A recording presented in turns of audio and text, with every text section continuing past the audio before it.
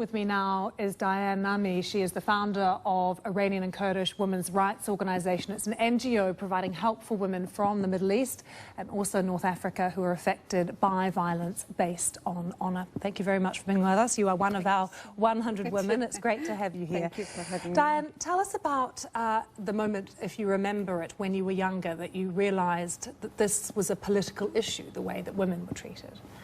I am Kurdish from Iran, so from very young age I come across an issue that it was related to a woman. In a wedding, the bride was accused that she has not been virgin, and they tried to send her back to her family. The mother came forward and told everyone and begging groom to not send her back to her father family home because her father and brother will kill her. So you were at this wedding? I was at this wedding. How old were you? I was very young. I didn't start at school yet, so I was about age 4, and I was very young. You know, at that time still. Children are hiding themselves behind the mother's skirt. So I was very scared at the whole situation because the wedding, for 3 days we used to have nice music, dancing, drinking, our best clothes, but just turned to be shouting, crying. And I saw the bride, she was beautiful, sitting in a corner, holding her knees and shaking and crying. And groom says, because she's not virgin, so I don't want her because she's not pure. And so the mother says her brother and her father would kill her. And I was thinking why a woman should be killed because she's not virgin, and why the woman's life and value is so much related to virginity.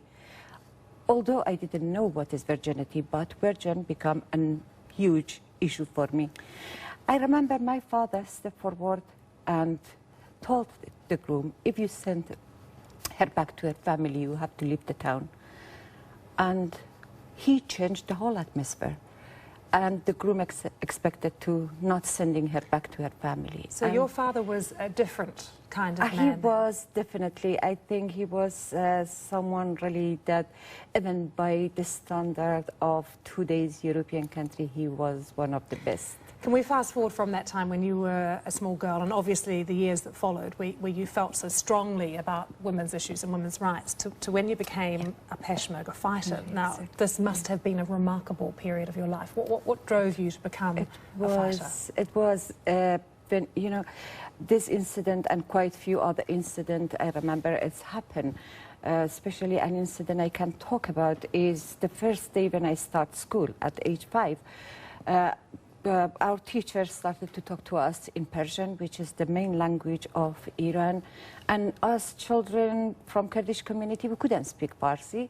So we responded in Persian, in Farsi.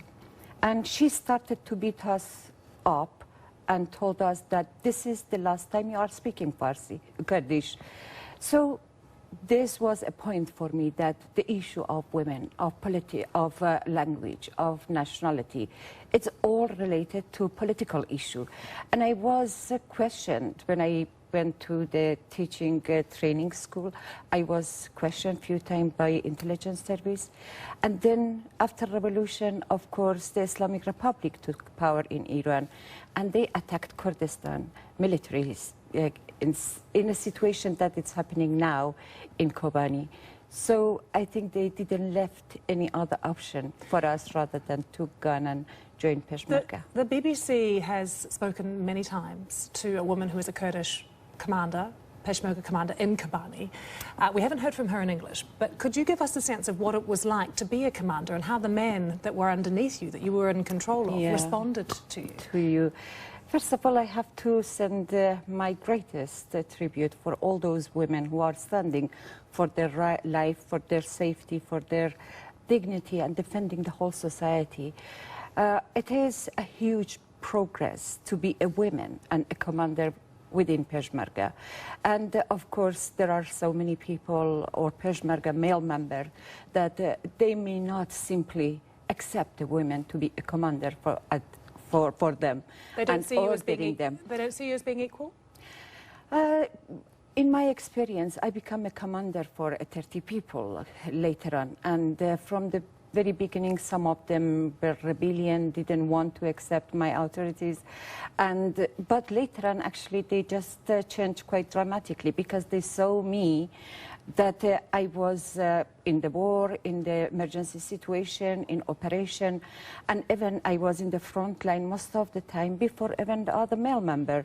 So it gives lots of weight that they could think about women as equal, someone that can make changes.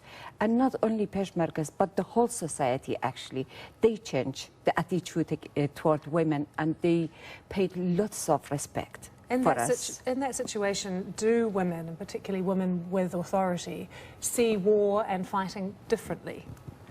For us was, and I am sure now it's in Kobani and Kurdistan, it's the same, that there is two issues. One is the main enemy, which it can be either each government or IS or any other terrorist organization. In the same time, there are political and cultural difficulty as a women that we have. There has been times that we had to work much harder to show that we can do physically and mentally we are ready for this battle. But then the other issue is if a woman is in the front line and if she will be arrested by the enemies, what is gonna happen?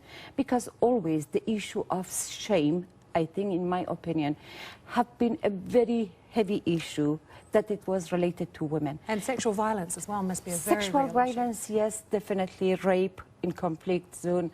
And especially talking about girls now in Kurdistan, in Kobani, Bos or Shangal, all these girls has been taken away from their family and sold as a slave, either sexual slave or labor slave.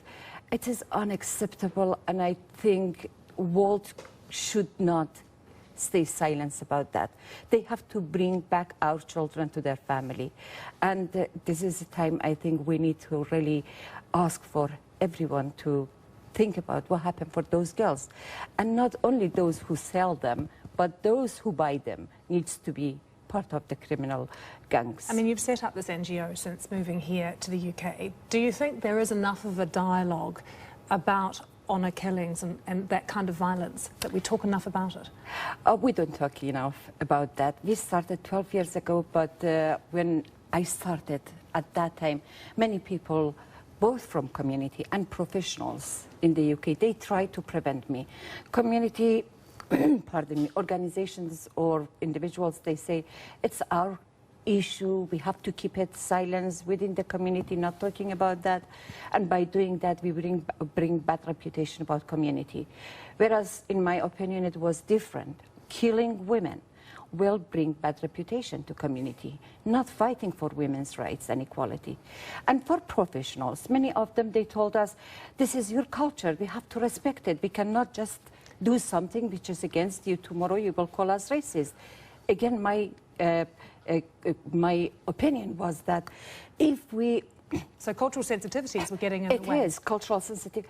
And we thought it's about cultural relativism, actually, why we should be treated related to our culture or religion. We are in a country that human rights and women's rights is highly respected and accepted. So women from minority community is no different. Crime is crime. If we don't help them, this is racist. And I'm afraid under the name of political correctness, it still continues because it's allowed lots of religious courts to happen, especially Sharia courts, when you say discriminating Muslim women to access their rights. When you say crime is crime, do you also come across some very real legal barriers as well, like the issue of extradition, for instance? Definitely. Issue of extradition.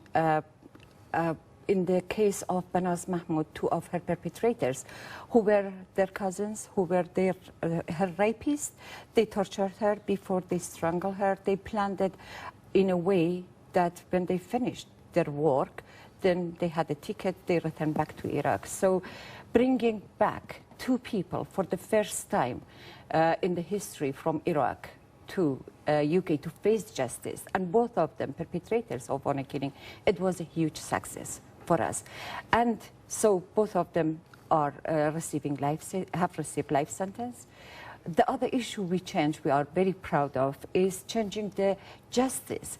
Because I remember for Heshu Yunus case. She was a 16-year-old girl, was killed by her father in London because she had a boyfriend. She was only a child. She was killed. And I was in the trial the whole period in 2003 when in the verdict date, judge says that although the father pleaded guilty, he will receive life sentence, but we will consider his culture for the tariff. And it was shocking me because the culture for the tariff, he received 14 years from life sentence. So it was kind of a justification for murdering women under their culture, and it was a discrimination. A girl was killed, the father was justified, the crime was justified.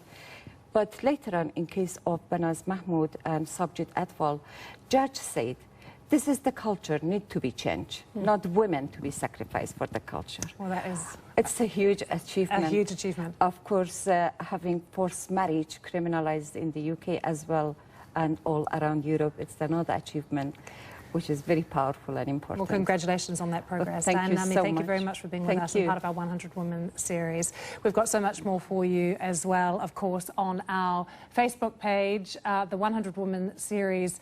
It's really successful. It's been tweeted about. People are commenting on the Facebook. Everyone feels like they're getting involved. But what we've got for you is more video, comment as well. And also, you might want to look at, if you missed Impact yesterday, a powerful interview I did with a North Korean human rights activist, Naomi Park. She was absolutely incredible. She left, I think, a mark on all of us, and you can find that interview on the Facebook page as well. Do stay with us. It's still to come. We'll have all the latest sports news for you.